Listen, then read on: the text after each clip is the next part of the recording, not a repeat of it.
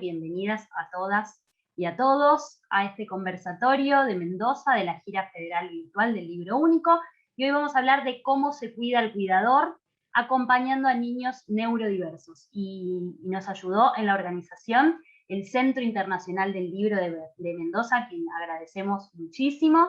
Y como decía recién Agustina, al apoyo de Autismo Mendoza y la Fundación Marea Azul, que ahí está Elisa y está acompañada por Vero y Serena. Ahí las vamos viendo. Ahí están las tres puntas. Bueno, que después se quieren presentar, por supuesto, nos encantaría. Y contamos con, como invitado especial, como ya recién lo nombró Agustina y tantas alumnas y alumnos, con Nicolás Quintana, que es terapeuta y profesor de la Universidad Nacional de Cuyo. Así que muchísimas gracias, Nicolás, por estar acá. Y ahora le doy la palabra a Agustina Videla, que es mamá de Lucas y autora del libro Único del autismo a la neurodiversidad. Bueno, hola a todos, muy emocionada de verdad, porque venimos haciendo esto hace ya creo que 7 semanas, esta gira virtual que pasó por muchos lugares, empezó en Rosario, después estuvimos en Córdoba, en Tucumán, en Neuquén, en La Plata, en Mar del Plata, y estamos terminando con este conversatorio aquí en Mendoza. Y la verdad, la pasamos muy bien, cada semana hay varios que ahí, como dicen, se han sumado y están empezando a habitualmente acompañarnos cada viernes.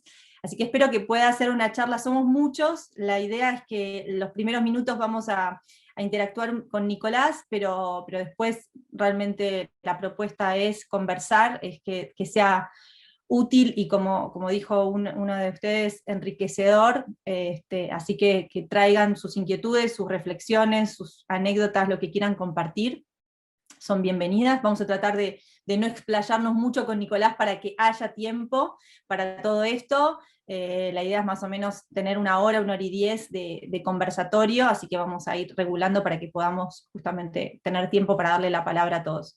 Y antes de empezar con Nicolás, realmente no sé si tienen ganas de la Fundación Marea, me gustaría, si pueden, presentarse y poner el micrófono, las chicas.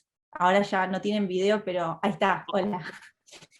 Y compartirnos qué tal. Quería realmente, primero que nada, darles lugar a la tarea que ustedes hacen en cotidiano y si querían contarnos las actividades o lo que nos quieran compartir sobre la Fundación. Bueno, primero muchas gracias Agustina, gracias a Nadia. Bueno, acá también está Vero, de Autismo Hola. Mendoza. Justo nos hemos unido a las 3 y la idea es, compartir este espacio. La verdad que nos gustó mucho la propuesta, el tema también. Nosotros, bueno, somos una fundación que nos hemos conformado recientemente y que surge, bueno, de todas las necesidades de nuestros hijos. Somos mamás de niños con autismo y aquí en Mendoza, bueno, creemos que todavía falta mucho concientizar a la sociedad y es muy importante enfocarse en el cuidador, que siempre el foco está en la persona y por ahí las familias vamos quedando de lado y bueno, eso es lo que nos parece muy valioso además. Buenísimo, buenísimo. Bueno, después, obviamente, lo que hacemos cada semana es, un par de días después, compartimos un documento con algún resumen de las ideas que charlamos, con el link para la grabación de todo lo que vamos a conversar, y con también los contactos para que justamente si hay gente, que hay muchos, hay de otros lugares también, pero para las personas de Mendoza que puedan tener el contacto de las fundaciones, de la Fundación Marea como de la Fundación Autismo, y se puedan acercar las mamás, ¿no? y los familiares a ellos para continuar el trabajo que están haciendo ustedes y sumarse. Gracias por acompañarnos. Muchísimas gracias. No, muchas gracias a ustedes.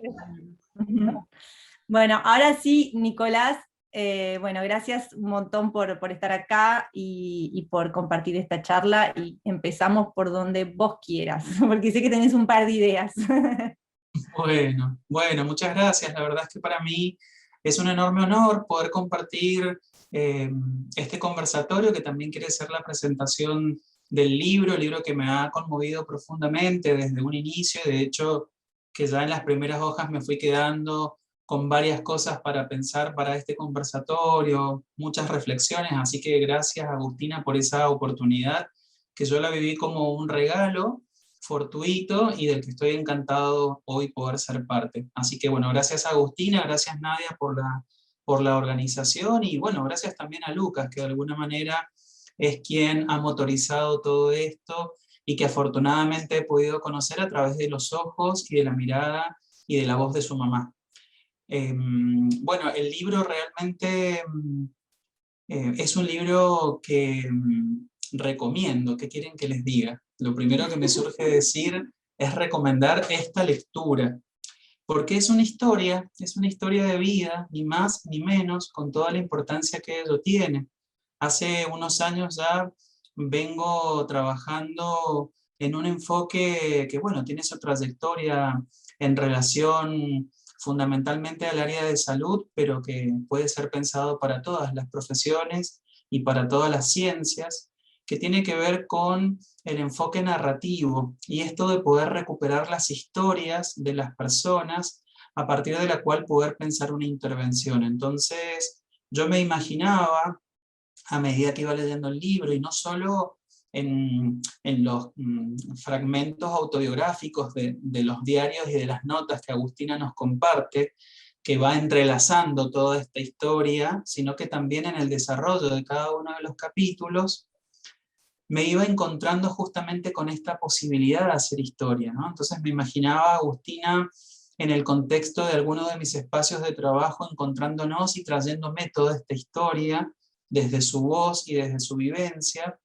y me recordaba, bueno, dentro de este enfoque narrativo, de la medicina narrativa puntualmente, Rita Charon es una referente, ella plantea que hasta cuándo los profesionales de la salud, cada vez que vemos ingresar a alguien a quien vamos a acompañar, en forma directa si es la persona destinataria o en forma indirecta si es un familiar, hasta cuándo vamos a activar nuestro derrotero de preguntas que va repasando, digamos, en el caso de la medicina, toda la corporeidad desde la punta del pelo de la cabeza hasta la punta de los dedos de los pies.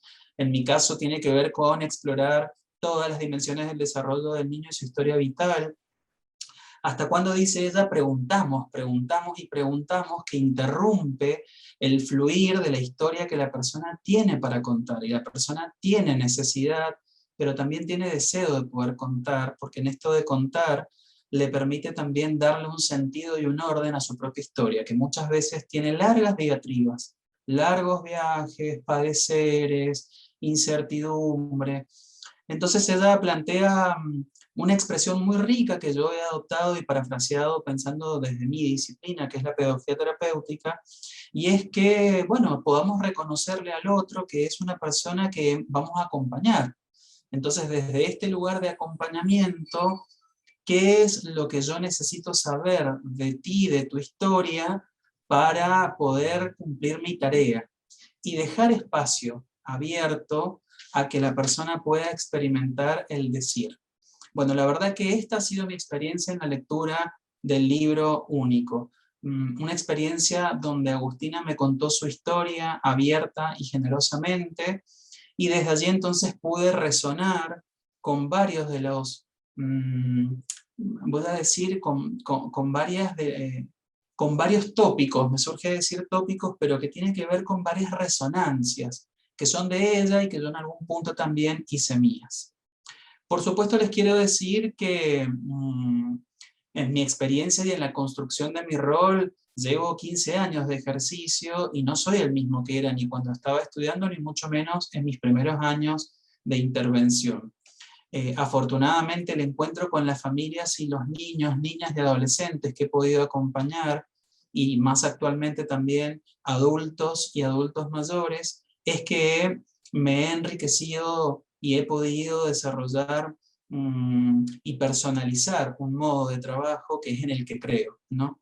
Entonces hoy un poco la propuesta con Agustina tenía que ver con, bueno, traer un poco este enfoque de trabajo, poderlo compartir y situarlo desde el lugar del cuidado.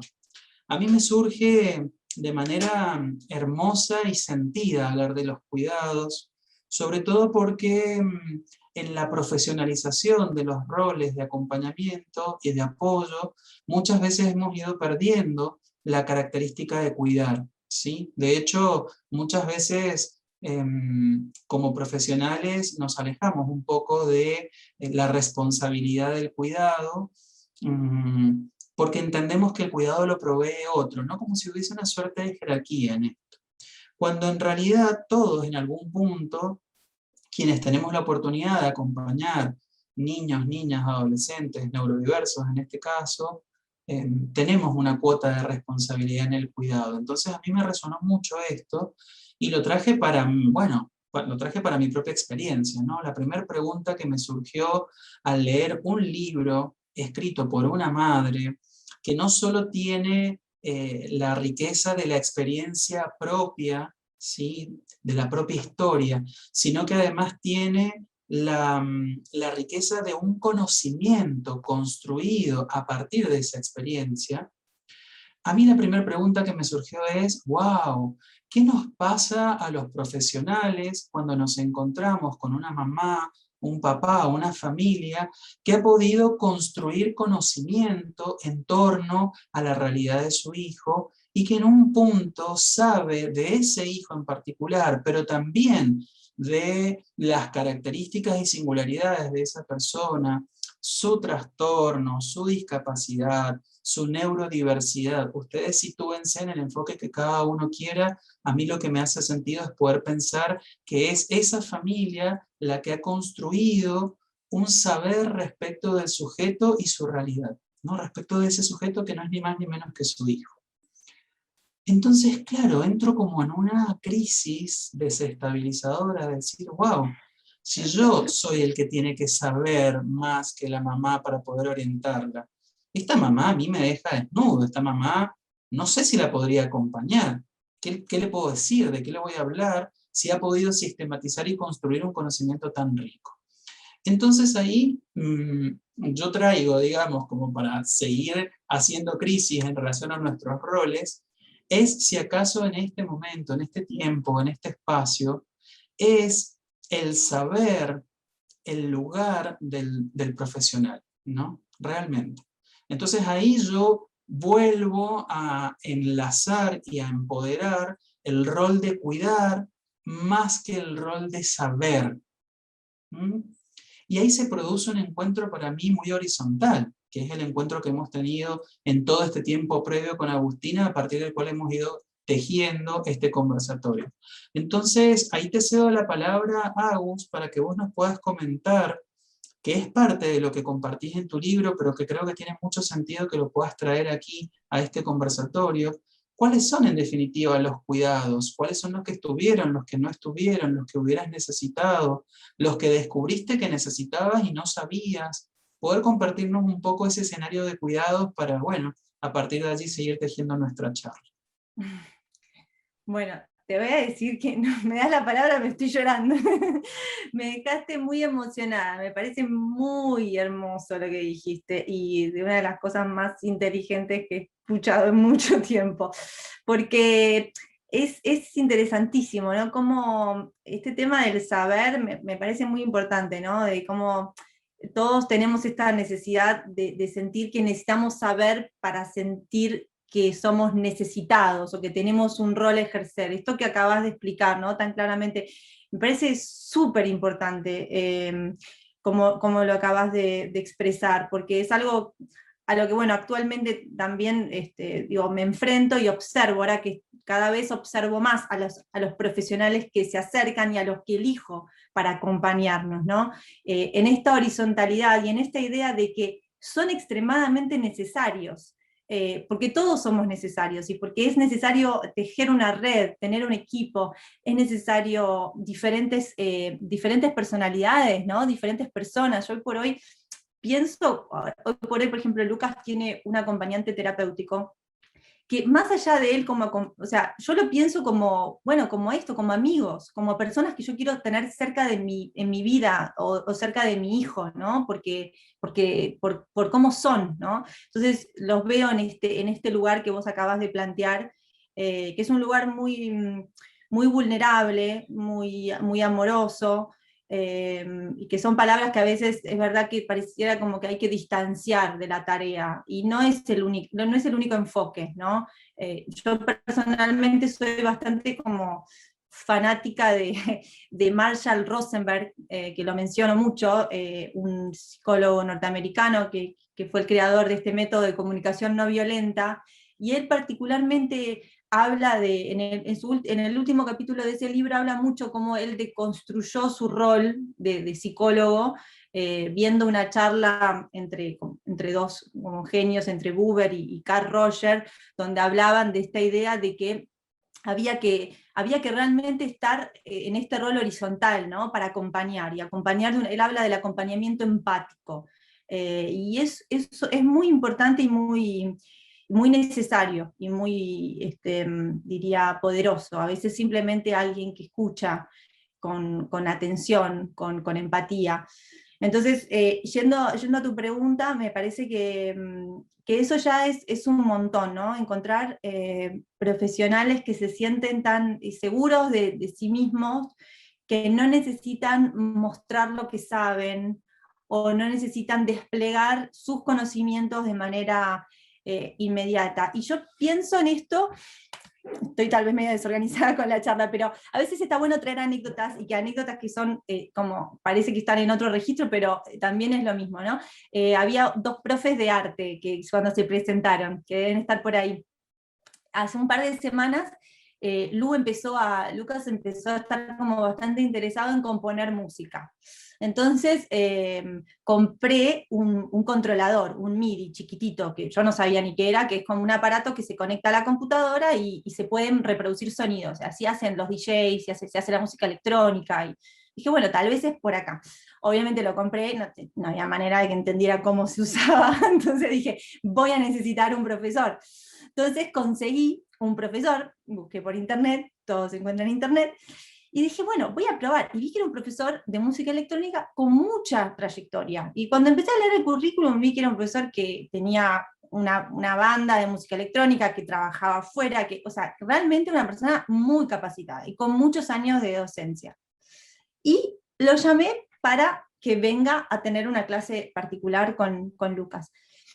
Y él entró, y solamente 5 minutos antes de que entrara a la clase le dije, mira, mi hijo tiene, y les voy a contar cómo lo presento ahora, porque a veces uno no sabe cómo presentar, ¿no? Y simplificando, dije, bueno, mi hijo tiene Asperger, para que entendiera de alguna manera que, bueno, que no tenía un problema cognitivo, que tenía una forma diferente de aprender, y que le aburría en general que le enseñen, que no era de tolerar como el aprendizaje estructurado, y que bueno, que podíamos probar, que probábamos, que si no funcionaba, que si se irritaba mucho, si se enojaba, lo suspendíamos. Y él subió, y fue una persona que se sentó al lado de Lucas, ¿no? Y se puso en función de ver lo que Lucas necesitaba. Y cada vez que Lucas lo necesitó, él le fue dando las herramientas. Pero en ningún momento prácticamente él quiso dirigir o estar como al frente de la clase. Él lo siguió a Lucas en su manera de navegar las cosas. Y esa escucha que él tuvo, tan empática, ¿no? Esa capacidad de estar al servicio de la situación, para mí es una muestra de mucha grandeza y de mucha humildad al mismo tiempo. Y es lo que hoy por hoy yo realmente valoro muchísimo, ya sea en un maestro, en un profesional, en un terapeuta, en una T. Me parece que esta capacidad de poder tener el conocimiento y no tener que desplegarlo de manera inmediata es muy importante. Y bueno, nada, el resumen es que esta persona realmente, sin ser como un profesional de la salud, ni un acompañante, ni logró tener una clase de 1 hora 10, que yo no daba crédito de lo que estaba sucediendo, donde pudieron sin ningún problema, digamos, ir avanzando en lo que estaba sucediendo. Así que nada, eso me parece súper importante, ¿no? La manera en que nos acercamos al otro. Y eso ya para mí es un gran cuidado de toda la situación, ¿no? Esa escucha, esa percepción. Así que bueno, yo creo que una de las cosas más importantes es esa, es la escucha. Yo creo que en todo mi recorrido, por lo menos me faltó sentirme, sobre todo a nivel profesional, que había lugar para la escucha de lo que estaba sucediendo en la familia y de lo que yo sentía como madre, y darle valor a ese lugar que vos ahora estás, digamos, cambiando este paradigma, ¿no? Esta idea de, bueno, no, vos sos la mamá, vos no sabés, vos no entendés, vos no tenés que opinar, vos sos la mamá. Así que bueno, eso creo que por suerte está cambiando. Claro que sí, yo te escuchaba atentamente, Agus, y extraje así 3 cosas que dijiste muy importantes para mí. Una tenía que ver con la construcción de una red de apoyos, dijiste al principio. Luego trajiste esta idea de el poder ponerse al servicio de, ¿sí? Realmente, ¿no? Como hizo este profe, muy probablemente desde su conocimiento y también desde su intuición, creo que también hay una necesidad de recuperar esto, que nos humaniza mucho más en el encuentro con el otro. Y también trajiste la noción de la horizontalidad, ¿no? Como entre las familias, los profesionales, los amigos, ¿no? Como que fuiste nombrando distintas personas que se acercan a la vida, a tu vida y a la vida de tu hijo, y planteaste una horizontalidad. Entonces, cuando yo pienso en esto, en horizontalidad, pienso en círculos de apoyos, redes, ¿sí? Y pienso en ponernos al servicio de, inmediatamente se me viene toda la filosofía de el enfoque centrado en la persona, que tiene como un desarrollo desde el campo de la psicología y también lo tiene desde la pedagogía. Nosotros le llamamos planificación centrada en la persona, e incluso también en los últimos años venimos trabajando en el desarrollo de la planificación centrada en la familia, y que tiene que ver justamente con poder colocar en el centro, ¿no? Al sujeto, a la persona, como si pensáramos hoy cuando repasamos y leemos tu libro, pensando en Lucas y pensando en ustedes y en toda la configuración familiar que fueron transitando, con todas las modificaciones y transformaciones que en el camino se dieron y demás. Pienso en realmente, ¿no? Incluso casi hasta materializando en un encuentro de equipo la posibilidad de colocarlos al centro de la escena, ¿no? Y entonces no hay otra posibilidad de ubicarlos en el centro de la escena si no es dándole la palabra para que puedan justamente expresar esa centralidad. Entonces ahí la escucha se vuelve un ineludible, y bueno, realmente no habría otra manera de poderlo pensar que no sea desde ese lugar. Por supuesto que hay otra manera, hay una manera en la que el profesional asume que es el centro de la escena y entonces es el que despliega su intervención, el que define cuáles son los objetivos de lo que se va a hacer con este niño y su familia en particular, o con este niño, ¿no? Aislándolo, ¿no? Como muchas veces todavía perseveran estas prácticas que son, digamos, de concentrarlo en un espacio que reúne unas características que permite, digamos, un desempeño del niño, del joven, del adolescente, del adulto, con el que luego salgo, no estoy pensando como en los ámbitos del consultorio donde uno está a solas con el niño, y luego sale y dice, hoy tuvimos una sesión maravillosa, sin poder saber qué significa eso, cómo eso se puede reproducir en casa, en la escuela, en el club, en el barrio, con pares, con los primos, con los compañeros. Bueno, la planificación centrada en la persona tiene justamente este viraje donde es la persona el núcleo, ¿sí? A partir del cual vamos a poder ir enunciando el qué hacer terapéutico, ¿no? Desde mi caso lo pienso desde ahí, el qué hacer educativo terapéutico. Cada profesión, y esto, digamos, es amplísimo, lo puede situar desde su lugar, pero en definitiva tiene que ver con lo mismo. Y ahí entonces es poder ver al niño, es poder escucharlo, y también es poder escuchar a su familia, ¿bien? Y ahí entonces a mí me viene como esto de, bueno, ¿qué significa escucharla finalmente, no? ¿Qué significa darle a la familia la entidad de que pueda expresar lo que necesita, lo que quiere, lo que le gustaría para su hijo, de poder llegar a construir un vínculo de trabajo donde esté la posibilidad de manifestarle también a la familia cuánto de acuerdo y desacuerdo hay con esta expectativa que tienen, por qué por qué podríamos emprender el camino por ahí, por qué habría que tener alguna cautela de emprenderlo por ahí, qué pasaría si fuéramos por acá, porque en esto también surge la posibilidad de que el terapeuta, bueno, cuando se corre de este lugar de saber, se suma a la posibilidad de co-crear con el otro. Entonces ahí vamos pudiendo pensar y las disidencias son menos incómodas, digamos, son menos ingratas y producen menos quiebres en los procesos terapéuticos. Porque bueno, si hay algo que es importante reconocer en todo esto, es que las personas finalmente terminamos siendo un significativo para el otro, por las buenas experiencias y por las no buenas experiencias también. Entonces, hacer justicia, digamos, a los procesos de encuentro y de acompañamiento, en mi opinión, humildemente tiene que ver con justamente, bueno, el poder garantizar ser un significativo para ese otro, ojalá desde lo más rico, ni siquiera hablo de lo exitoso, yo también me corro ahí del paradigma del éxito, no es lo que busco, no considero que las terapias tengan que medirse en relación al éxito o al fracaso de las mismas, sino en la posibilidad de ser un significativo para el otro por lo que pudimos transitar y construir juntos. Y cuando pienso en el otro, pienso en el niño y su familia. Para mí constituyen una unidad consultante indisoluble, sobre todo cuando trabajamos con niños, niñas y adolescentes. Pero no vayamos a creer que cuando trabajamos con adultos y con adultos mayores la familia desaparece, muy por el contrario. Quizás se acerca desde otro lugar, con otra perspectiva, otro recorrido ya realizado, pero la familia siempre está presente.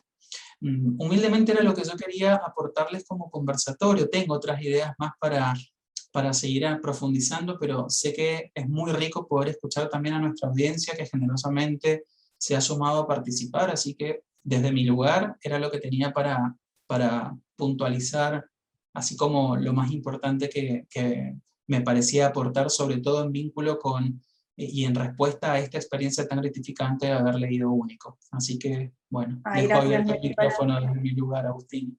Súper importante todo lo que decís, te agradezco un montón. Y yo también quería sumar, bueno, nada, quería sumar una o dos ideas antes de empezar a abrir a preguntas, que pueden empezar a, si quieren levantar la mano, si quieren hacer preguntas o si quieren dejarlas en el chat, y así Nadia va organizando para ir dando la palabra a los que quieran intervenir, a las que quieran intervenir.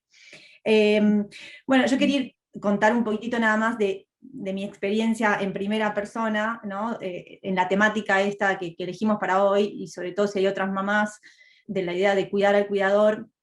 Hubo un momento, que fue un tiempo antes, ¿no?, de empezar a escribir el libro, donde realmente yo estaba como hundida en una crisis muy importante, me sentía me sentía muy desesperada, cotidianamente era muy agotador, no podía. Las conductas disruptivas de Lucas gritaba, se enojaba, y la manera, que obviamente eso no lo podía ver yo, hasta hace poco no lo podía entender, la idea de que, bueno, Lucas se encontraba con un otro, que era yo. Entonces en esta idea parecía como que en mi vida, en ese momento de desesperación, lo único que se podía modificar en estas dos personas era él, ¿no? Yo no era alguien que podía modificarme, o sea, el problema era él, la persona que había que cambiar era él, que claramente, o sea, él me gritaba, me tiraba, revoleaba cosas, no, o sea, ninguna de las cosas como cotidianas de la crianza se podían llevar adelante, era muy agotador, muy cansador, y yo me sentía muy desesperada, como no entendía cómo iba a ser, cómo iba a avanzar con esto, y sobre todo también pensaba continuamente cómo iba esto a desarrollarse, evolucionar. O sea, si este chico tiene ahora 8 años y estoy en esta situación, ¿cómo voy a seguir adelante? O sea, ¿qué va a pasar? Ni hablar cuando llegue a la adolescencia, ¿no? Incluso, bueno, en esa época una de las esa creo que no la conté en el libro, pero en un momento, en un fin de semana familiar, se escapó de la casa de mi papá y se fue caminando, llegó a una ruta, lo encontramos con la policía. Yo pensaba, este chico, ahora tengo estas dificultades, ¿cómo voy a seguir avanzando, ¿no? Y en ese momento yo llegué a un límite, ¿no? Este límite de decir, realmente cuidarme y tomar responsabilidad de cómo podía atravesar esto que la vida me había puesto, era algo que tenía que hacer por mí misma, ¿no? Y ahí fue todo este proceso de empezar a leer, y una de las cosas que para mí fue bisagra, y por eso obviamente la comparto, y seguramente hay otras cosas que pueden llegar a funcionar para cada uno, pero para mí fue el descubrimiento de mindfulness. Me ayudó muchísimo como una herramienta de autorregulación, sobre todo en esta dificultad de las conductas disruptivas, de la desregulación emocional que tenía mi hijo. Yo no lo estaba pudiendo tolerar, y mi personalidad, cada mamá, cada papá, cada persona somos distintas. Entonces, mi lugar donde yo encontraba mi límite de paciencia, mi límite de flexibilidad, todo eso llegaba a un cierto lugar. Y ese cierto lugar, con el niño, con el hijo que me tocó, estaba explotando. Entonces, lo que me permitió el mindfulness fue empezar a trabajar sobre mí misma, ¿no? Y esto es, para mí, el primer elemento del autocuidado, es la autorregulación emocional frente a la realidad. Y también esta capacidad que nos da el mindfulness, además de, bueno, trabajar mucho con la idea de la respiración. Uno de los conceptos de mindfulness es, que después yo lo trabajé para los niños, pero primero lo tenemos que trabajar los adultos, es que la idea dice, si podemos aumentar, aunque sea un segundo, la distancia entre el estímulo y la reacción, ganamos libertad. Y esto para mí fue absolutamente revelador, porque frente a cada dificultad, frente a cada conducta disruptiva, frente a cada lugar donde yo estaba por explotar, era a veces 2 respiraciones lograban que mi mente se calme, no la de él, porque yo no la podía calmar. Antes yo quería que la de él se calme, pero la de él no la podía calmar, tenía que calmar la mía. Entonces, este poder como tomar responsabilidad de nuestros propios actos, y esto después digo, es como mamá, como educador, o sea, como terapeuta, todos tenemos nuestro límite, ¿no? Y tomar conciencia de esto, de lo que nos está pasando, de nuestro cuerpo, de lo que estamos por decir antes de decirlo, para mí fue absolutamente transformador. Y de poder apreciar, ¿no? También me parece que hay algo extremadamente importante que tenemos como cuidadores, que es que al nosotros estar mejor, todo está mejor alrededor de nosotros también, ¿no? Entonces, esto hay que tomarlo en cuenta como, esto es como si yo te dijera, una terapia más, o sea, es un elemento central porque nosotros estamos al lado de nuestros hijos todo el día. Entonces, ¿cómo puedo pretender, completamente sacada, de mal humor, enojada y estresada, llevarlo a 20 terapias y que eso solucione el problema? ¿No? Ese fue el momento en que yo entendí, dije, no, o sea, no sirve de nada esto en esta situación, porque yo no estoy pudiendo crear este vínculo de tolerancia frente a mi propio hijo, porque en un momento, o sea, yo no toleraba estar todo el día con él, no lo toleraba, necesitaba realmente otras personas que se hicieran cargo un rato porque no podía más. Entonces, el poder ya solamente transitar el día con él, era esta capacidad mía de poder transformar un montón de cuestiones frente a mi flexibilidad, mi paciencia, mi calma. Así que bueno, nada, esto lo quiero traer para mí. Si tengo que terminar con una idea sobre el autocuidado, pienso, primero que nada, la información, que pienso que los buenos profesionales tienen justamente la humildad y la inteligencia para poder guiarnos en eso, ¿no? Y empoderarnos de eso. Entonces, me acuerdo que en uno de los conversatorios, una mamá, que es una genia, que está dentro de una fundación cordobesa, se llama Marta Lastra, ella trajo algo que me pareció muy importante. Dijo, bueno, esta mamá se hizo cargo de todo esto y cambió todo esto y se mandó con un montón de cosas distintas porque se preparó para ello, porque estaba como en algún punto como capacitado, porque tenía las herramientas. Y es verdad que uno no puede como dejar un montón de cosas si está mal adentro de uno. Uno tiene que poder sostener esa presencia frente al niño, ¿no? Entonces, es verdad que, digo, lo primero y más importante es poder nosotros estar en otro estado, bueno, nosotras madres, estar en un estado que nos permita acompañar. Entonces, cuando nos permite acompañar de otra manera, hay un montón de cosas que, hay un montón de momentos que son más importantes tenerlos nosotras que llevarlo a un terapeuta corriendo, porque podemos disfrutar de ese momento, ¿no? Porque ya pasa a ser distinto. Entonces, primero que nada, me parece que la información, o sea, los libros que podamos leer, las cosas que nos puedan ir capacitando, y en eso nos tenemos que sentir seguras que cualquier persona que tenga interés puede hacerlo, no es que no está dentro de nuestras posibilidades, o sea, podemos aprender lo que queramos aprender, o sea, no hay porque somos mamás no podemos, no, o sea, podemos leer lo que queramos leer, podemos aprender lo que queramos aprender, y yo creo que todo lo que nos ayude lo tenemos que hacer, porque esto no es que tenemos un rol nosotras, me parece, ¿no? Me acuerdo un psiquiatra me dijo, este no es tu rol. ¿Cómo que no es mi rol? Yo tengo todos los roles que necesito tomar para poder hacerme cargo de esta crianza, que es una crianza diferente y desafiante. Entonces, si ustedes, los presentes, ¿no? Alguno ocupa este rol de acompañar, ya sea a la familia o al niño, me parece que está buenísimo ayudar a las mamás a empoderarse de que pueden, porque muchas veces piensan que no pueden. Por supuesto que todos necesitamos aprender y enriquecernos para ser capaces, pero está bueno que realmente que las hagan sentir, que está al alcance eso.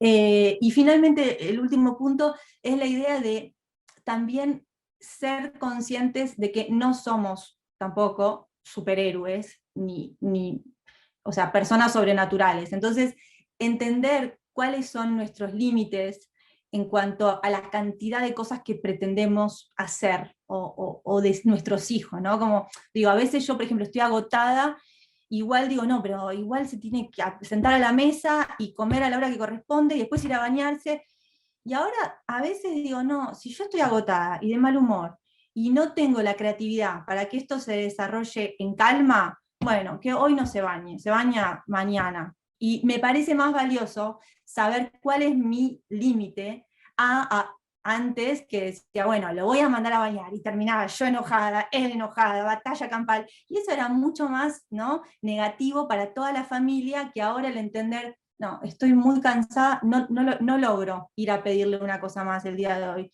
hasta acá llegué. Esa capacidad de regular también qué podemos cada día y qué no, y no sentirnos culpables, me parece que es muy importante, porque si no, pretendemos todo el tiempo lograr todo, y bueno, eso, ¿no? A veces tenemos que nosotras decidir cuál es nuestro objetivo, y esto también, en esta idea de somos dos, o sea, por más que el terapeuta nos haya dicho, bueno, está bueno que, no sé, practique la R, no sé, lo que sea, si nosotras no podemos sostenerlo ese día, poder respetar eso, que hoy no tenemos la energía y que, bueno, seguiremos mañana. Bueno, eso es compartir. Hay varias manos, me parece. Patricia Fernández fue la primera que levantó y nos saludó por el chat. No sé si era un saludo literal o quería decir algo. Y también tenemos un comentario ahí largo recién de, bueno, no sé el nombre porque aparece como administrador. Mientras Patricia nos dice si quiere participar, decir algo o no, lo leo. Soy docente de jardín maternal. En los últimos años hemos tenido varios casos de niños neurodiversos y muchas veces la mayoría del grupo docente nos frustramos mucho, ya que en un grupo de niños nos cuesta muchísimo llevar el proceso de enseñanza. Terminamos no ayudando ni a los niños ni al grupo. Escuchando el testimonio de Agustina me siento muy identificada. Cada vez son más los niños que asisten a nuestra institución. Creo que hay un afán de sus padres por ayudarlos, integrarlos y muchas veces de desconectarse de sus hijos. La pregunta es, ¿hasta dónde es beneficio tratar de integrarlo y cómo podemos sobrellevar la situación, ya que no estamos preparadas para ayudarlos y no todos los docentes están preparados desde el punto de la empatía para poder trabajar con ellos? ¿Querés contestar vos, Nicolás?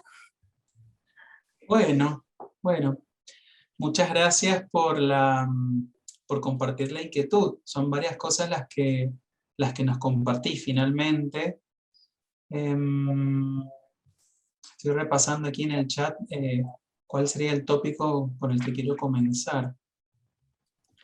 En primer lugar, que lo dijo Agustina, lo dijo pensando en que muchas veces necesitaba que otro estuviese con Lucas para ella poder descansar. En primer lugar, poder legitimar esto, ¿no? Y digamos, naturalizarlo como una experiencia que va a repetirse en varias oportunidades en cualquiera de nosotros, en relación a nuestros hijos y la crianza, por ejemplo, o incluso como profesionales también nos puede pasar que en algún momento estemos en ese lugar, ¿no? No hemos de pensar que las familias no son superhéroes, como dijo Agustina, y los profesionales sí. O sea, yo valido que esto que dijo Agustina es y aplica para todas las personas, ¿bien? Nadie es superhéroe. Entonces, traer esto y legitimarlo, incluso hoy por hoy existen hasta programas de respiro como tal, donde distintos servicios ofertan la posibilidad de que las personas, los niños, las niñas, los adolescentes, los destinatarios de nuestras prácticas, puedan pasar una estancia determinada, de un tiempo determinado, en la institución o con una propuesta a la institución, que podría ser un campamento, por ejemplo, y la familia tiene la oportunidad de planificar en ese mismo tiempo algo que les permita gratificarse y descansar sin la culpa que muchas veces esto genera de solo pensarlo, ¿no? Porque suena así difícil a veces creer que la familia necesita descansar de las características de su hijo, no del hijo, sino de las características más desafiantes que tiene el hijo.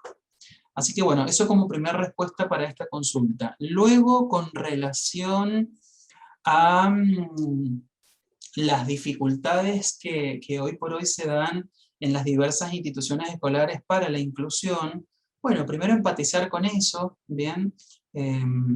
Confirmarte que es así. Yo también soy docente, digamos, uno de mis roles laborales tiene que ver con el ejercicio de la docencia. Trabajo en instituciones de educación pública aquí en la provincia de Mendoza y sé positivamente que esto es cierto, no estás planteando nada que no podamos comprender y que no podamos aceptar compasivamente. Es cierto que es una realidad desafiante.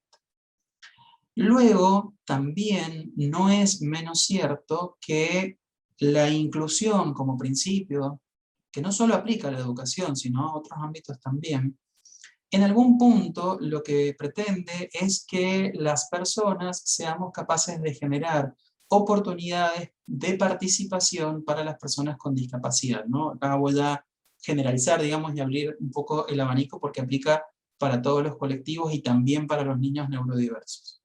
Entonces, si desde esta perspectiva, digamos, ya no solamente hay una legalidad, ¿sí?, que legitima este principio de inclusión. Pienso en nuestra Ley de Educación Nacional, que desde sus principios rectores plantea la inclusión de entrada, ¿no? No lo pienso solamente desde ahí, desde un documento que le da legalidad y marco a la institucionalidad de nuestras escuelas, sino que también lo pienso desde este otro lugar que tiene que ver con la construcción de un sistema de actitudes en relación a la posibilidad de generar oportunidades para toda la gran diversidad y heterogeneidad de niños, niñas y adolescentes que se presentan en nuestras aulas y que trasciende la discapacidad. Yo te podría decir que si te detenés en pensar en todos los otros demás niños y niñas que no forman parte del colectivo con discapacidad en las aulas que vos conocés, seguramente también ahí hay diversidad y heterogeneidad, ¿bien? De las que se te ocurran pensar y quieras internamente ir como describiendo para hacer lugar a este planteamiento que te estoy haciendo. Entonces, desde ese lugar, ¿no? Como desde este sistema de actitudes que quiere poder ofertar oportunidades para la inmensa heterogeneidad de población escolar que tenemos hoy, me atrevo a decir que hoy por hoy la ecuación estamos preparados o no estamos preparados, de alguna manera sería bueno ponerla en crisis. Quizás estaría bueno preguntarnos qué significa estar preparado o estar preparada. Porque si no volvemos un poco a esto, ¿no? Como lo que yo planteé al principio. ¿Quién es el que sabe de Asperger? Es el terapeuta, es el profesor de educación especial en el caso del ámbito escolar, es el fonoaudiólogo, es el médico psiquiatra, y la mamá es la que no sabe cuando viene acompañando a su hijo desde que nació.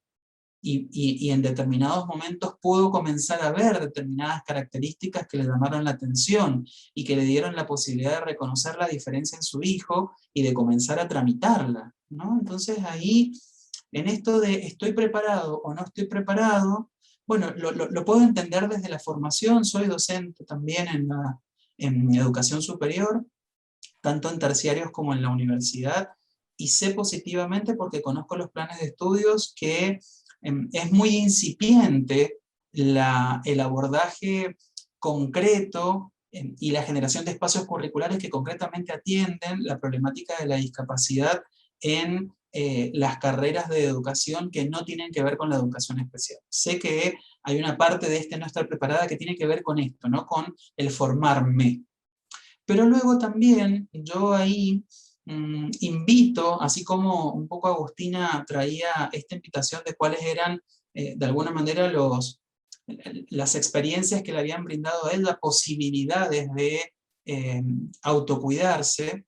Bueno, ahí yo también traigo para el equipo profesional, digamos, la invitación de que aquello para lo cual no me siento preparado, no deja de ser una oportunidad para entonces prepararme, si es lo que creo que necesito, ¿no? Yo le quito peso igual al estar preparado o no estar preparado, en el sentido de que se pueden construir dinámicas de trabajo donde otros me pueden ofrecer aquello que yo no tengo. Pero luego si internamente hay una curiosidad, ¿no? Epistémica, digamos, una curiosidad de saber por el hecho de saber y por querer dar respuesta a las necesidades de estas personas, bueno, creo que también existen herramientas para poder formarnos y no estoy pensando exclusivamente en la educación formal, ¿bien? No. Porque si nos quedamos solo con la oferta de lo formal, volvemos a transitar estas experiencias que muchas veces nos terminan frustrando porque no dan respuesta a lo que estamos buscando. Yo vuelvo a recuperar, digamos, la capacidad autodidacta de poder formarnos y leer, la posibilidad de explorar. Hoy por hoy, como dijo Agustina más temprano, y en internet se encuentra todo, entonces hay un bagaje al que podemos acceder, que puede ser gratuito, que lo puedo hacer en mis tiempos libres, que puedo escoger cómo, ¿no? Yo esbozaría mi posible respuesta por ahí, sin juzgar lo que estás planteando. Creo que es sumamente válido lo que estás diciendo. Me atrevo a darte esta respuesta desde el lugar en el que yo lo vivencio. Yo voy a sumar una o dos ideas, Isolda. Bueno, tengo la imagen, de repente empecé a pensar, o sea, ustedes saben que en la presentación del libro, en la primera presentación, que fue hace como 7, 8 meses, me recontactó y participó. Me dijo, no, yo soy Guadalupe y quiero participar, se anotó a la presentación del libro, y yo dije, Guadalupe. Dice, sí, yo soy la maestra de preescolar de sala de 5 de Lucas. Y para mí fue muy emocionante, ¿no? Ella se anotó a este primer conversatorio y participó y hablábamos, ¿no? Y ella es una persona que después siguió estudiando ciencias de la educación, hoy por hoy trabaja en educación y en discapacidad, pero en ese momento era solamente maestra jardinera de una escuela pública, que era la que iba a Lu. La primera cosa que te quiero decir, bueno, algo importante obviamente yendo a lo pragmático de estar adentro de la escuela, porque he estado con mucha presencia, la realidad escolar es muy dura. O sea, estoy al lado de las maestras, digo, que están enfrente de situaciones imposibles, o sea, imposibles porque tienen currículas imposibles, porque tienen cantidad de alumnos imposibles, y, o sea, es como una tarea imposible. Realmente siempre valoro y respeto mucho. Y muchas veces también esta idea, ¿no? Ni desde lo autodidacta ni desde lo formal tienen la capacidad de tener un autocuidado. En la educación el autocuidado es importantísimo y las maestras muchas veces están completamente desbordadas. Es agotador estar en la escuela con los niños. Es mucho, ¿no? Estos grupos y la manera en que se pretende llevarlos, ¿no? Porque de tener, qué sé yo, 25 chicos de 5 años y que todos hagan lo mismo en el mismo momento y vayan todos juntos, claro, no hay un milésimo de posibilidad dentro del sistema para un nene que necesita 3 minutos más para poder levantarse y seguir al grupo, por ejemplo. Entonces, básicamente, la primera cuestión acá con la neurodiversidad es la idea de niños que funcionan de una manera, que no va con lo general. Entonces, la primera forma de entender qué hacer es escucharlos a ellos, o sea, a cada uno de ellos, como qué le gusta, qué no le gusta, qué le cuesta, y armar estrategias, pero cada uno puede, ¿no? Con su creatividad para decir, bueno, este nene necesita 2 minutos más para levantarse porque no se levanta con el resto. ¿Cómo hago? Bueno, lo llevo de la mano primero a él, y después agarro al resto del grupo. O, bueno, como que todo el tiempo articular ese tipo de ideas. De todas maneras, y sigo con, es muy importante tener a alguien que ayude. Quiero decir, yo ya tenía un acompañante, Lucas, en sala de 5, entonces si vos tenés nenes neurodiversos que no tienen un acompañante, que no tienen una PND o una maestra integradora, es mucho más difícil, porque lo primero que se necesita es un adulto para poder dar lugar al respeto de esta singularidad, que el sistema educativo no tiene lugar para eso, no tiene recursos, ni humanos, pero primero que nada, no tiene recursos humanos, la maestra no puede dejar solo, entonces todo se complica. Y después, bueno, quería aportar esta idea de que vamos a compartir un montón de currículas que tenemos, de todo el material bibliográfico que estamos manejando, lo compartimos post conversatorio, y en ellos hay varios que están hechos para la escena educativa. Entonces hay varias fundaciones que están haciendo cuadernillos, cosas simples que te dan una guía, que si necesitas cierta formación la podés adquirir de esa manera.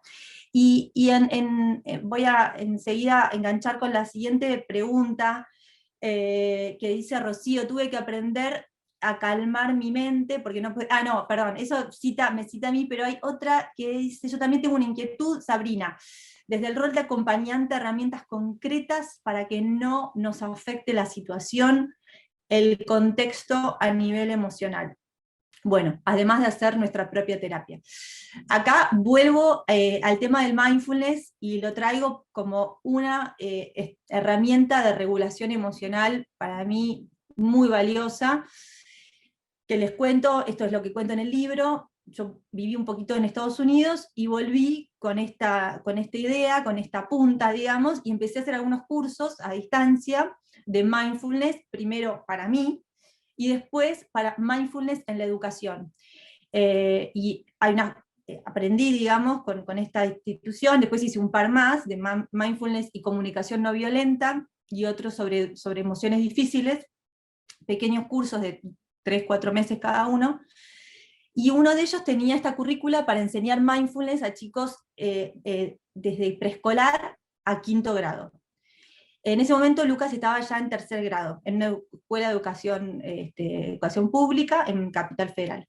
Y las directoras, frente a estas dificultades, ya tanto de las maestras de regularse emocionalmente como de los grupos, me abrieron las puertas, claramente, bueno, y en esto que hablábamos también, Nicolás, de la horizontalidad, no en un rol de yo maestra de algo, en un rol de yo brindando un espacio para compartir un tiempo para reflexionar sobre la regulación emocional, sobre la neurodiversidad, sobre las neurociencias, y me brindaron sobre el yoga. Yo empecé a aportar todo lo que a mí me hacía bien en ese momento, lo compartía, y lo hice en 3 escuelas distintas, y lo hicimos con grupos desde preescolar hasta chicos de 4º grado, Y las maestras me cruzaban en el pasillo y me decían, ¿podés venir a mi clase también? ¿Podés venir a mi clase?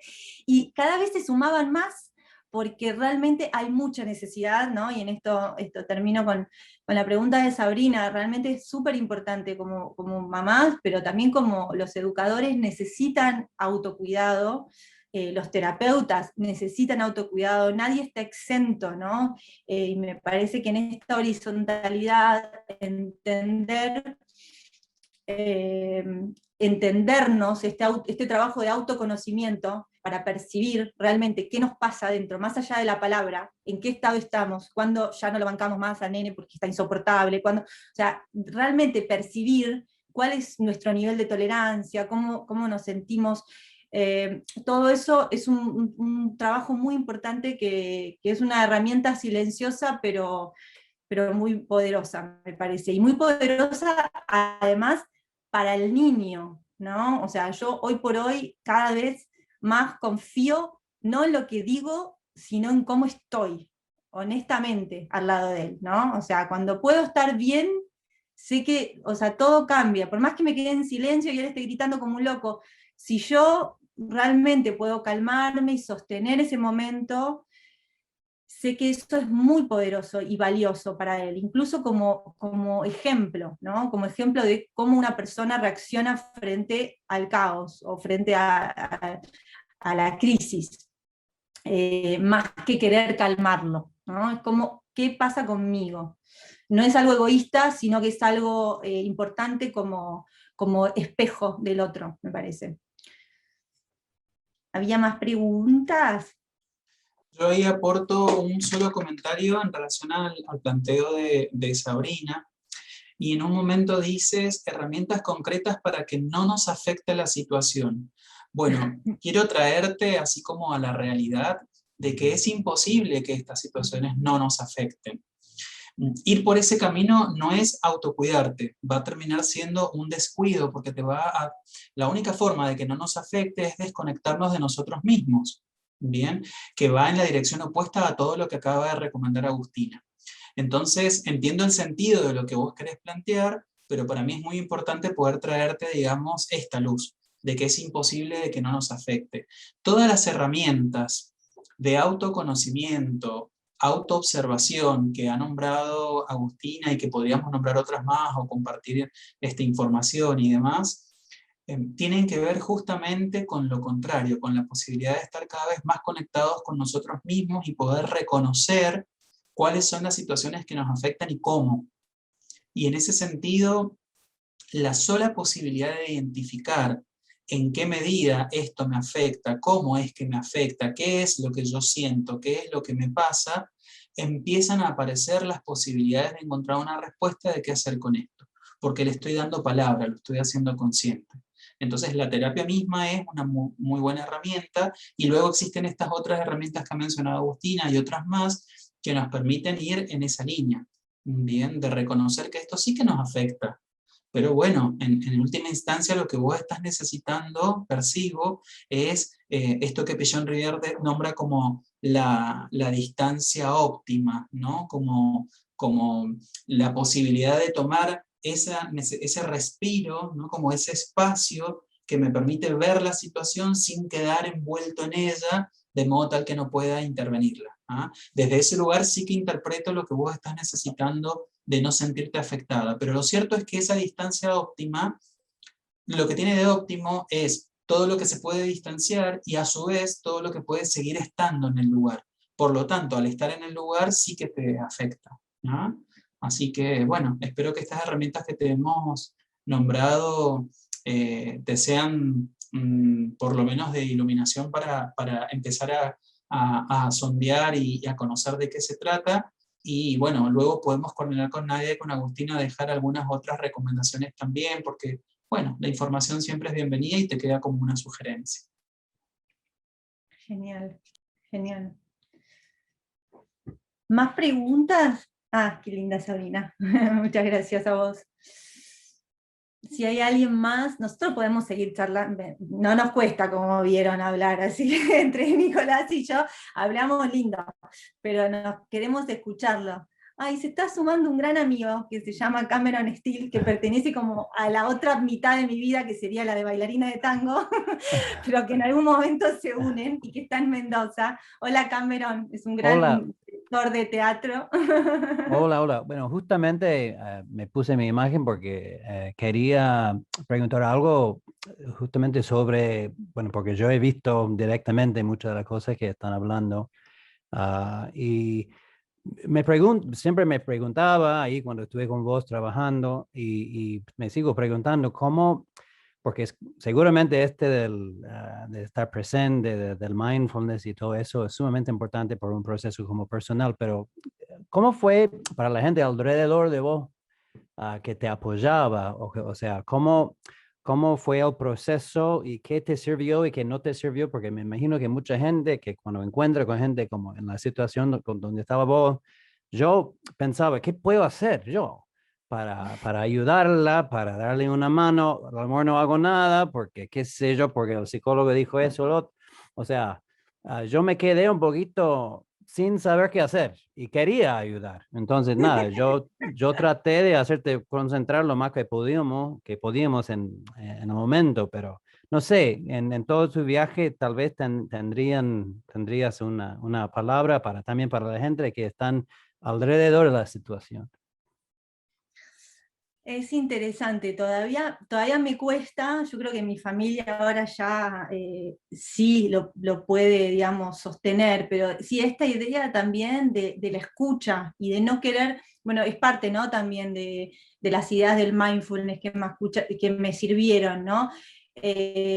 Para mí, incluso, sobre todo, y primero que nada, la idea de que ¿no? Como personas siempre tenemos esta necesidad de actuar inmediatamente, ¿no? De actuar muy rápido, de querer responder. Y, bueno, ¿no? Como que no podemos enfrentarnos al momento de decidir, de espera, como parte de nuestra sociedad. Tenemos que dar la respuesta rápida e inmediata porque si no hay algo como ¿no? de inestable, de vulnerabilidad.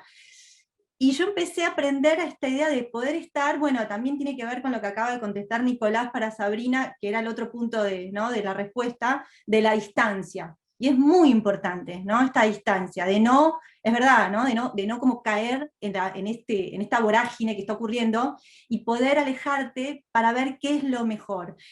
Y en eso hay una pausa. Y como dice Cameron, a veces uno quiere, como para ayudar, rápidamente quiere hacer cosas, ¿no? Quiere intervenir. Y yo en general ahora mi pedido mayor es que no hagan nada.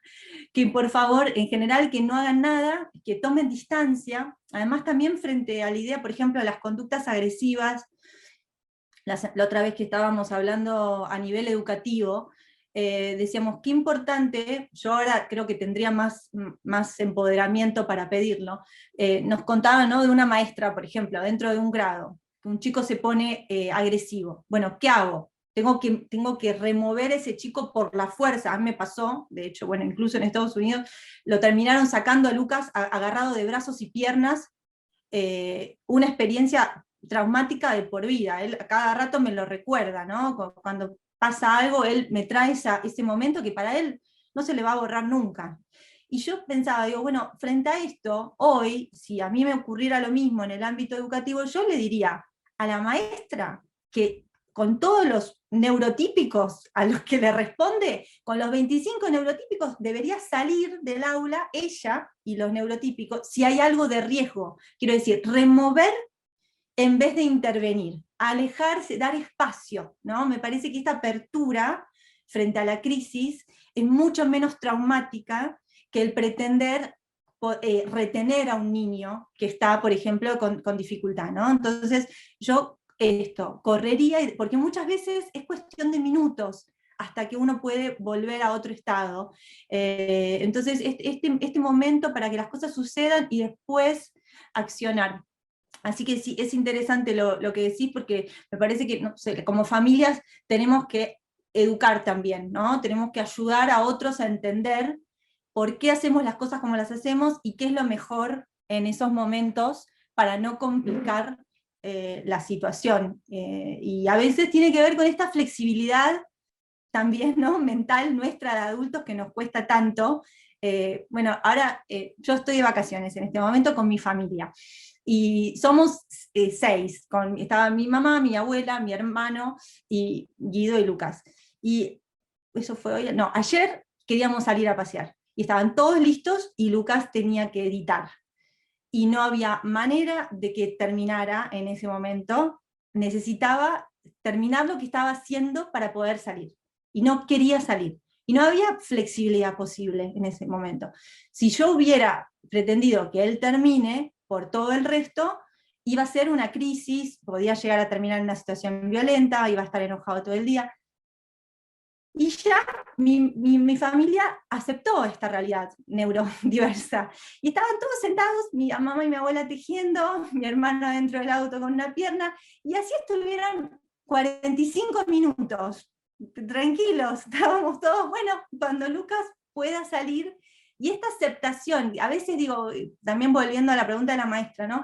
A veces, como decía Nicolás, no es una formación académica lo que necesitamos. A veces tiene que ver con un grado de flexibilidad mental frente a la manera en que pensamos que tienen que ser las cosas, o el momento en el que tienen que suceder las cosas, que ya solamente pudiendo esto, navegar esa diferencia, la cotidianidad se hace mucho más fácil. Yo hace unos años no hubiera tenido, como ahora lo puedo llamar hasta inteligencia, como mamá, es decir, la cantidad de crisis que puedo evitar diariamente teniendo esta capacidad de poder flexibilizarme frente a su inflexibilidad, ¿no? Y yo creo que esto es la mejor enseñanza que le podemos dar, una familia flexible a un niño inflexible. O sea, poco a poco esto va a llegar a su mente, ¿no? Va a tenerlo como ejemplo. Cameron, gracias por venir. Tenemos a Graciela, que levantó la mano, que quiere decir algo. Sí, no, ¿qué tal? Los pongo en contexto, tengo un hijo de 14 años, he vivido situaciones muy similares a las que cuenta Agustina, y quería aportar esto de la escuela, lo que Agustina decía, ¿no? Que estaría bueno que la escuela, frente a una situación de desborde de un chico, pueda hacer esto que ella decía, de salir todos. A mí me ha pasado con mi hijo, digo, me parece que falta tanta información y formación en las escuelas, ¿no?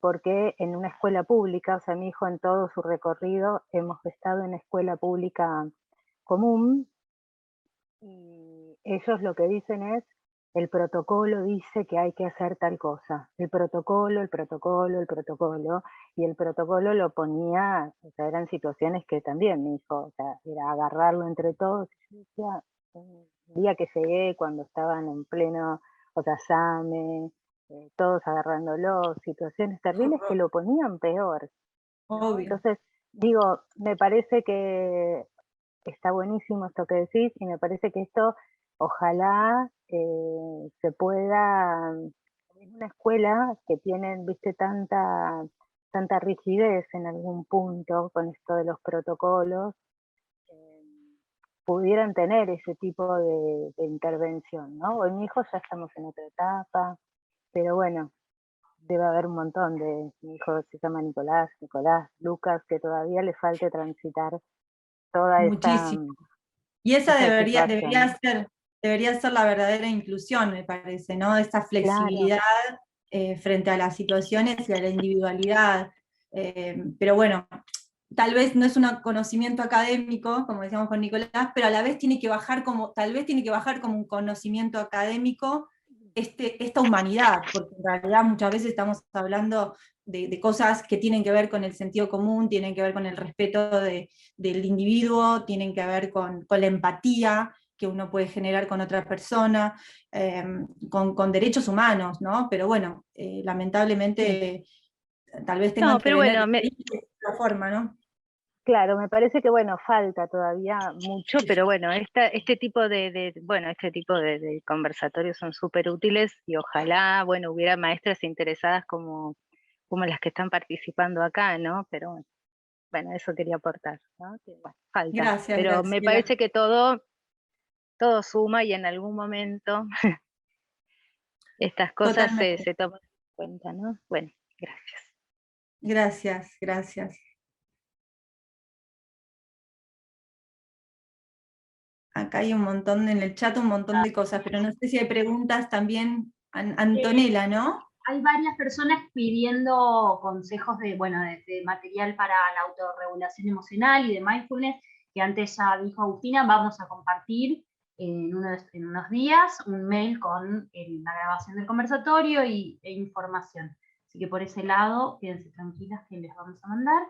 Y a ver, espera, porque se me van yendo los mensajes. Si querés le damos la palabra a Antonella y después leemos el mensaje y después ya vamos a ir cerrando, si alguien más, porque se va pasando el tiempo muy rápido. Es increíble. Bueno. Antonella. Bueno, hola, buenas tardes. Soy Antonella Giaquinta, soy profe de educación especial, exalumna de Nico. Y bueno, yo las escuchaba, me parece súper interesante esto que hablaban de salir, de dejar al niño. Justo hoy me pasó, trabajo como docente de apoyo en una escuela privada de un niño en salita de 4 con TEA, y la verdad es que hoy tuvimos una crisis bastante importante, no son comunes, pero la verdad es que, bueno, se dio en un lugar abierto donde justo están todos los chicos de secundaria, y nosotros empezamos el año trabajando con un proyecto con la salita de 4, en el que trabajamos con toda la escuela sobre el autismo, como para que conocieran que era la primera vez que un niño entraba a la escuela, un niño con autismo, un niño integrado. La escuela no había tenido otros casos antes, entonces trabajamos un proyecto para concientizar a todos sobre la temática. Y hoy, cuando surge esta crisis en el medio del patio, y los chicos de secundario, que ellos no formaron parte del proyecto, lo trabajamos solo con primaria, se pusieron como muy mal y preocupados de decir, ¿qué le pasa? ¿Por qué está así? ¿Por qué grita? ¿Por qué llora? Entonces pensamos en la importancia de hacerlo como más grande y más extensivo, y que toda la escuela sepa cómo puede reaccionar frente a esas situaciones, digamos. En el momento yo lo quería calmar y él se ponía peor, y una profe vino y se sentó en el suelo y le dijo, vení, sentate conmigo, y me dice a mí, ponete a su altura, y yo no lo había pensado porque yo estaba ahí como... Y la verdad es que, bueno, eso de poder encontrar otras personas que por ahí, en el momento uno por ahí no sabe qué hacer, me parece como fundamental esto de, bueno, de que todos salgan. En lo que me pareció que tuvo conexión con lo que ustedes dijeron, justo la mamá lo venía a buscar, entonces yo la llamo y me dice, déjalo solo, me dice, ya se le va a pasar. Y fue tal cual, o sea, lo dejamos solito y fue cuestión de unos minutos, y lo vi cómo bajó y cómo se tranquilizó. Entonces esto de qué fundamental que son los aportes de ustedes como mamás, porque nos ayudan a nosotros a poder ver las cosas de otra manera y poder acompañarlos teniendo en cuenta como ustedes saben cómo se calman, qué hacer en esa situación, si me pongo a su altura, si no, si lo dejo, si estoy ahí encima. O sea, me pareció como muy valioso justo la opinión de la mamá, me dijo, déjalo solo, la profe que me dijo, ponete a su altura.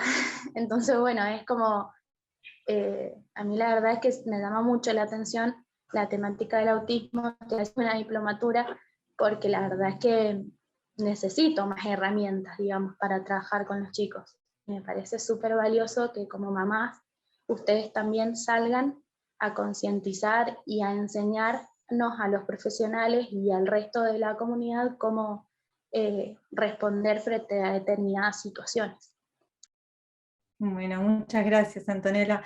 Yo tengo muchos recuerdos de la escuela, por suerte vos tuviste 2 buenos consejos, pero sí, es verdad, y como contaba Graciela, hay docentes que quieren intervenir. Además se genera como esto que hablábamos antes del autoconocimiento frente a una inflexibilidad de un niño. En general, hay miles de razones distintas por las que puede entrar en crisis, pero en general hay también hay como una lucha de poder, muchas veces en general se le asigna un valor a todo lo que está ocurriendo, y de repente dice, no, esto es porque es caprichoso, esto es porque es malcriado, esto porque ni hablar, ¿no? De todas estas cuestiones que se suman e interpretaciones frente a la situación que hacen que los adultos se comporten de una cierta manera, y en ese comportarse en general lo que hay es querer imponer una autoridad, ¿no? Y lograr dominar o doblegar esa situación. Y ahí es donde hay algo muy violento y muy agresivo, y también si uno se informa, y esto obviamente es súper importante para la regulación emocional, que es algo que todos tenemos, ¿no? Y Nicolás, vos sabrás, que también, ¿no? Como todas las, yo leí hace poco, todos los trastornos psiquiátricos, del manual psiquiátrico, en todos hay una característica de desregulación emocional, o sea, o un trastorno de la regulación emocional. Por lo tanto, la regulación emocional es algo muy importante en la vida de todos nosotros. Y hay algo que yo aprendí a través de lo que empecé a estudiar con Lu, que se llama el sistema de lucha o huida, ¿no? Que es un mecanismo muy instintivo en el ser humano, que es de todos los mamíferos, donde se ponen en un estado, nos ponemos en un estado frente a lo que sentimos como un peligro, que en ese momento, todo lo que se nos viene hacia nosotros, nos genera todavía más nos genera una reacción o de huir, escaparnos, o de luchar. Por lo tanto, nuestra violencia, nuestra agresividad aumenta en ese momento. Esto es importantísimo, porque cualquier niño en un estado de crisis al que un adulto se le acerca para poder agarrarlo, como decía Graciela, eso empeora, o sea, hace que se ponga más agresivo, y frente a la mayor agresividad vienen más personas, y sigue escalando, ¿no? Entonces, y genera experiencias muy traumáticas. Por lo tanto, sería importantísimo, primero que nada, esta idea de entender el sistema de lucha o huida dentro de los mamíferos, y nosotros, seres humanos, para entender que a veces es una cuestión de minutos poder bajar, y lo primero tiene que ver con esto que decía Antonella, estar a la misma altura, o sea, una mirada empática, un tono de voz, porque realmente tiene que ver con cosas las más primarias del mundo, ¿no? O sea, yo hace poco leía que incluso nuestro oído cambia la frecuencia que escucha, ¿no? Nicolás, es como nos volvemos realmente nos volvemos lo más primitivo que somos. Entonces, estamos mucho más relacionados no con lo formal, no con lo que nos están diciendo, no procesamos las palabras, pero sí procesamos el tono de voz, procesamos la mirada. Entonces, lo no verbal tiene una importancia enorme en ese momento para poder calmar a una persona que está en un estado de crisis, y no venir a decirle algo con el dedo que empeora, ¿no? En fin, me pasa igual con mi hijo, dice, el enojo, sus enojos, y que los demás puedan entender que ante situaciones así no le gusta que le estén encima, y cuesta que la familia lo entienda, muchas veces se confunde que uno lo malcría. Sí, es terrible. Yo creo que una de las cosas por las cuales es muy importante la información, a veces es para poder de alguna manera fundamentar nuestro modo de ver, que entra dentro de todo esto de la crianza, ¿no? Y de la cultura popular, que emite juicio sin saber, ¿no? Y esta idea entonces después de la madre que lo malcría, la madre que no entiende, que no lo deja hacer, ¿no? Nicolás, me imagino que te enfrentas mucho con ese tema también. Hay mucho desconocimiento general frente a la crianza, como, ¿no? La antigua, y entonces se mezcla todo esto con esta dificultad encima en la neurodiversidad. Perdón, Agus, ¿puedo hacer una pregunta? Sí, por favor. ¿Y qué pasa si al chico le agarra una crisis y se le empieza a golpear la cabeza o algo de eso? ¿Cómo hace? Mira, yo no tuve... No, ok, sí. Yo con Lucas, gracias al cielo, no tuvo nunca escenas de autolesión, ¿no? En general se enoja y como que agrede.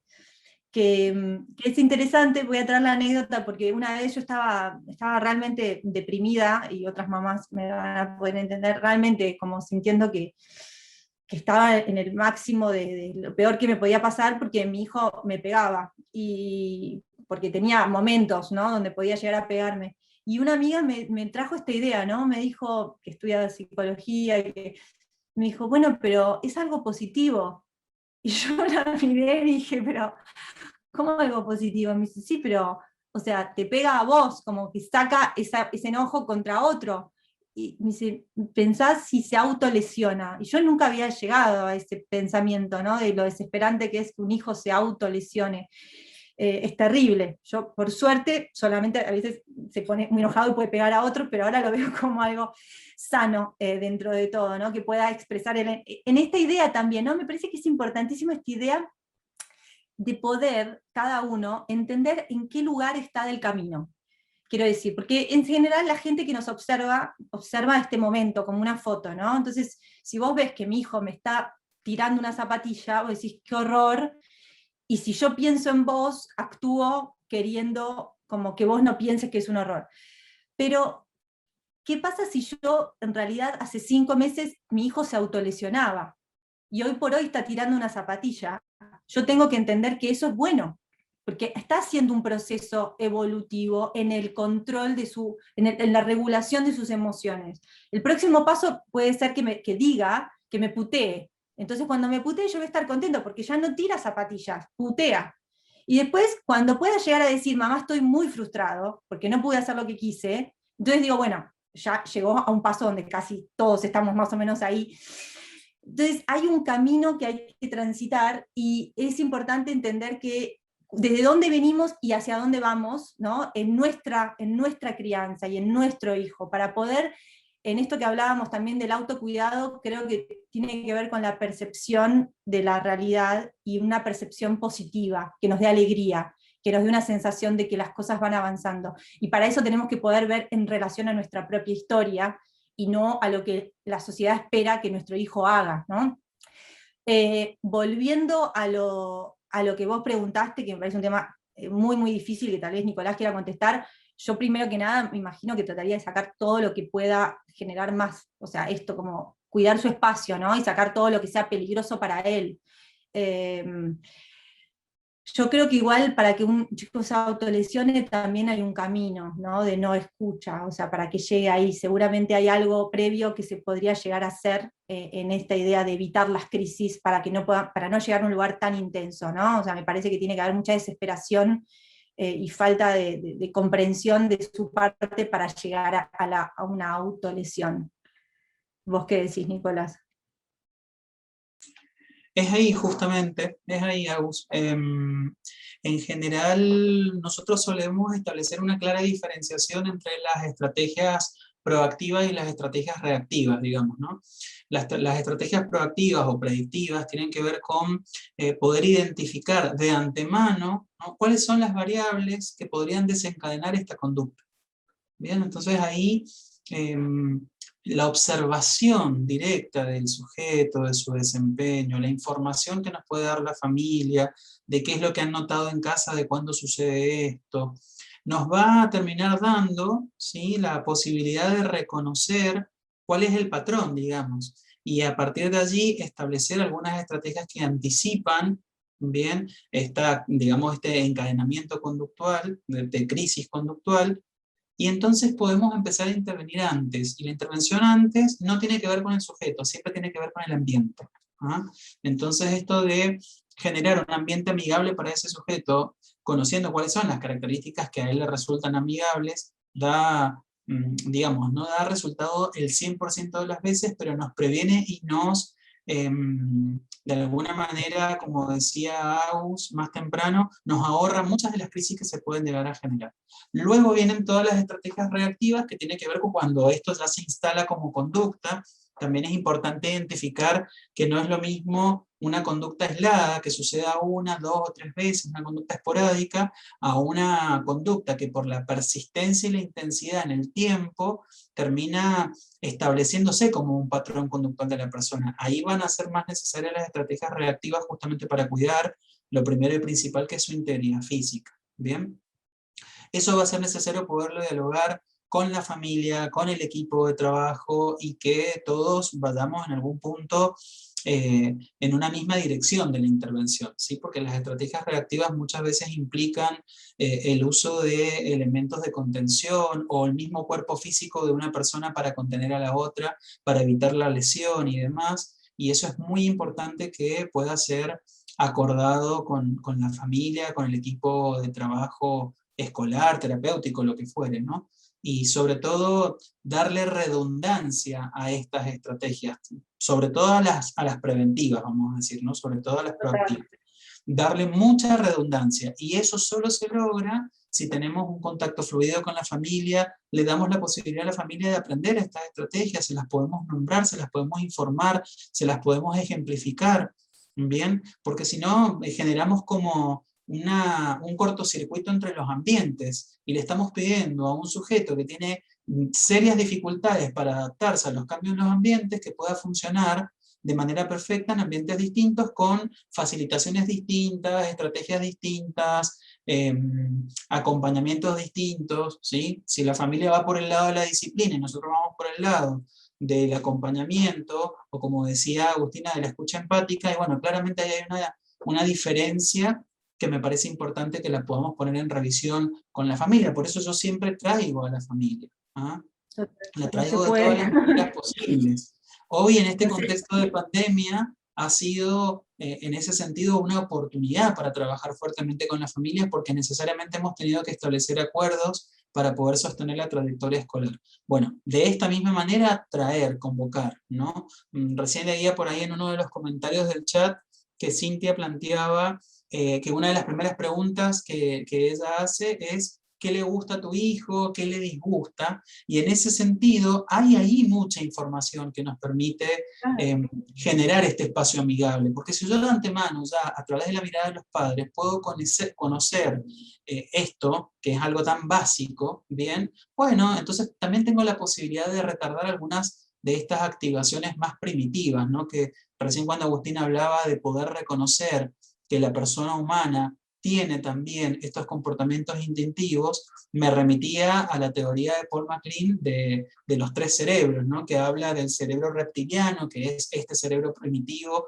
y que nos conecta con todo lo animal que hay dentro de nosotros, ¿bien? Luego el sistema límbico, que tiene que ver justamente con las emociones, y recién la neocorteza, que es lo más nuevo que tenemos, ¿sí? Entonces, bueno, conociendo estos detalles, informándonos, vamos generando también una comprensión de la humanidad distinta. Y creo que estamos en un contexto epocal que se viene permitiendo poner en crisis todas las matrices culturales que venimos trayendo, y si nosotros observamos nuestra realidad, numerosas generaciones hemos sido criados en patrones que sí tienen que ver con la lucha de poder, que sí tienen que ver con ocupar un espacio, que cuando yo ocupo un espacio implica que el otro no puede ocuparlo, entonces lo tengo que poder correr, que existen desigualdades en las relaciones humanas, ¿bien? Y cuando vamos pudiendo percibir estas características de nuestra cultura y las vamos pudiendo poner en crisis, nos vamos permitiendo la posibilidad de una sociedad más fraterna. En la medida en que eso sucede, tenemos la posibilidad de que el otro pueda ser y pueda estar aún con mi presencia. Entonces dejamos de esta puja, ¿ah? Pero no ha de extrañarnos que todavía sigamos observando, sobre todo en las instituciones escolares. Lo pienso ahí porque es un espacio donde los niños pasan mucho tiempo de sus días, ¿sí? O bueno, esto es prepandemia, ¿no? Pero de a poquito vamos volviendo hacia allá. No nos ha de extrañar que en las instituciones escolares se repita este patrón, que es un patrón cultural, que trasciende a la escuela y la atraviesa, ¿bien? Por eso digo que este contexto epocal en el que nos vamos permitiendo revisar profundamente las relaciones humanas, y fundamentalmente la desigualdad en las relaciones humanas, nos encamina hacia esa sociedad más fraterna. Yo en ese sentido estoy esperanzado que es allí donde vamos a poder encontrar un espacio y una oportunidad para la participación de todas las personas, independientemente de sus características y de sus diferencias. Que a esta altura sostener que existen colectivos de funcionamiento homogéneo, ya a esta altura es una falacia, porque realmente ni siquiera en las propias comunidades en su interior funcionan todos del mismo modo. Entonces necesitamos como sociedad y como cultura revisar esto para generar nuevas prácticas, digamos. Lo que pasa es que estamos en un tiempo de transición, por eso todo nos abruma, nos da incertidumbre y muchas veces nos paraliza. Bueno, yo soy, digamos, en ese sentido muy optimista. Y creo que nos toca hacer frente a este contexto histórico y bueno, seguramente que vamos a cimentar una mejor sociedad para generaciones futuras. Y ello no es poco, también. No lo es, no lo es. Nadia, hacemos una pregunta más, ¿no? Está Begonia, Reina, con la mano levantada. Dale, le damos. Hola, buenas noches. No prendo la cámara porque si prendo la cámara se me corta, tengo un problema con internet. Bueno, soy profesora de educación física y trabajo en un ámbito no formal. Yo doy atletismo y en mi caso, mi grupo por la edad, es más desarrollo motor. Tengo un nene, un alumno con Asperger y bueno, suele hacer mucho, tiene muchas crisis. Y por ahí son tan reiteradas que la otra vez vino uno de los terapeutas, entonces me decía que bueno, que por ahí era conveniente que por el lugar abierto, los ruidos, la cantidad de gente, que hiciera otra actividad, otro deporte, y obviamente yo le dije que bueno, que no había ningún problema, y después a la semana me llaman los papás del niño, entonces me decían, no, nosotros, el niño llora porque quiere ir. Él cuando está en la clase participa poco y tiene esas crisis re grandes que a veces, sinceramente, yo estoy aprendiendo, a veces no sé qué hacer. Pero bueno, hago lo que mejor me sale con las herramientas que tengo. Y bueno, el tema es que yo estoy dispuesta a que él continúe y bueno, iremos aprendiendo cómo manejar la situación. El lunes que viene tenemos justo una reunión todos, pero me queda esto que había dicho Nicolás y que creo que también lo dijo Agustina, el poder escuchar a los verdaderos protagonistas, ¿no? El niño llora y pide que quiere ir a la pista. Y bueno, por ahí los terapeutas opinan, no es el espacio adecuado, no son los ruidos adecuados, qué sé yo, no sé. Así que estamos ahí, es compartir esto nada más, una disyuntiva que no sé qué va a pasar, creo que el lunes vamos a tener una reunión y ver qué pasa. Yo sinceramente estoy totalmente dispuesta a acompañarlo y a que siga. Vamos a ver cómo hacemos. Yo tengo dos ideas para traerte frente a esto. Una que me quedó también picando de la primera, creo que fue una de las primeras preguntas sobre el jardín de infantes, y ella preguntaba también, como bueno, vale la pena, el chico no participa mucho, vale la pena que vaya a ese espacio. Yo creo que frente a esto que vos decías, ¿no? El nivel de participación, a mí me pasa con Lucas, que en un montón de situaciones y actividades, en términos de lo que nosotros consideramos, él parece que no está en nada. Y de repente me doy vuelta y se enteró de todo lo que estábamos charlando, por ejemplo, ¿no? Como que no presta atención o está de una manera periférica en la situación, sobre todo en cualquier actividad grupal, como que él participa de una manera distinta.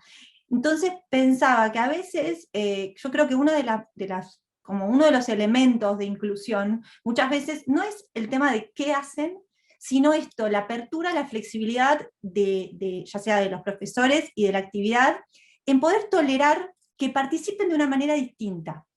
Y a veces, yo decía, primero, que participen de una manera distinta quiere decir que a veces, por ejemplo, vos des una consigna y él no responda a la consigna, haga otra cosa, pero a la tercera consigna sí la haga, o no haga ninguna, y quiera estar cerca del grupo. Y después, la segunda manera como de flexibilizar es en el tiempo también, ¿no? Esto tal vez se lo podés plantear a la familia, yo lo empecé a hacer con ciertas cosas y me doy cuenta que es un mundo de diferencia. Esta idea de decir, bueno, si Luca, no sé, va a natación, y natación es de 7 a 8 y media, tiene que hacer de 7 a 8 y media. Hasta que me di cuenta de, no, si él hace de 7 a 7 y media, y a las 7 y media se quiere ir, que se vaya.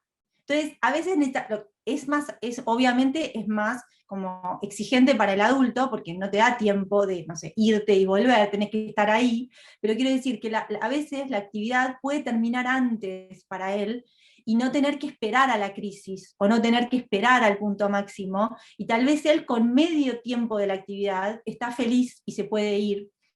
Y un tercer elemento que te quería compartir, que viene también de una anécdota que hace poco escuché, que me pareció hermosa, que era de una maestra. Esta era una charla que yo estaba escuchando, creo que ya la compartí, me pareció muy hermosa.